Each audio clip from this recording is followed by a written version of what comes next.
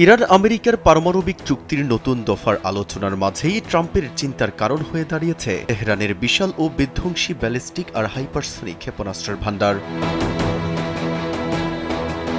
সুইজারল্যান্ডের জেনেভায় যখন আমেরিকার সঙ্গে ইরানের পারমাণবিক চুক্তির নতুন দফার আলোচনা চলছে, ঠিক তখনই মার্কিন গোয়েন্দা সংস্থাগুলোর তথ্যে উঠে এসেছে এক পিলে চমকানো তথ্য।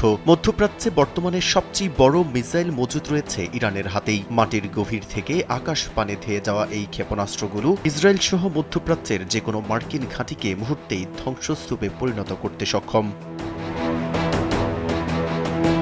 ইরান তাদের ক্ষেপণাস্ত্রের পাল্লা কৌশলগতভাবে ২০০০ কিলোমিটার বা ১২৪০ মাইলের মধ্যে সীমাবদ্ধ রাখলেও এগুলোও ইসরায়েলে নির্ভুল আঘাত হানার জন্য যথেষ্ট।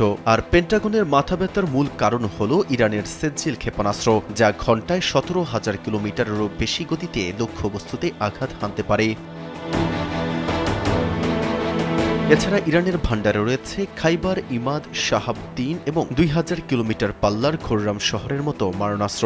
শুধু মাটির উপরেই নয়, ইরানের আসল শক্তি ভান্ডার লুকিয়ে আছে মাটির নিচেও। রাজধানী তেহরান, কেরমানশাহ ও সেমনান সহ বিভিন্ন প্রদেশে অন্তত ৫টি বিশাল ভূগর্ভস্থ ক্ষেপণাস্ত্র শহর গড়ে তুলেছে তেহরান, যা সাধারণ বিমান হামলায় ধ্বংস করা প্রায় অসম্ভব। এর আগে গত বছরের জুনে ইসরায়েলের সঙ্গে ১২ দিনের যুদ্ধে ইরান প্রমাণ দিয়েছে তাদের এই সক্ষমতা কেবল কাগজে কলমে সীমাবদ্ধ নয়। ওই যুদ্ধে ইসরায়েলের ব্যাপক ক্ষয়ক্ষতির পাশাপাশি কাতারের আল উদেইদ মার্কিন ঘাঁটিতেও হামলা চালিয়েছিল তেহরান। যদিও ইসরায়েল দাবি করেছিল তারা ইরানের ১/৩ উৎক্ষেপণ ব্যবস্থা ধ্বংস করেছে, কিন্তু ইরানি কর্মকর্তারা জানিয়েছেন সেই ক্ষত সারিয়ে তারা এখন আরও শক্তিশালী।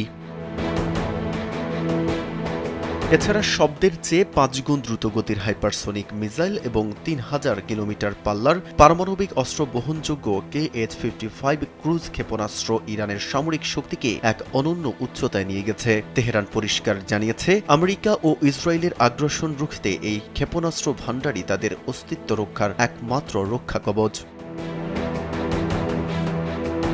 মেহেদী হাসান, কালবেলা।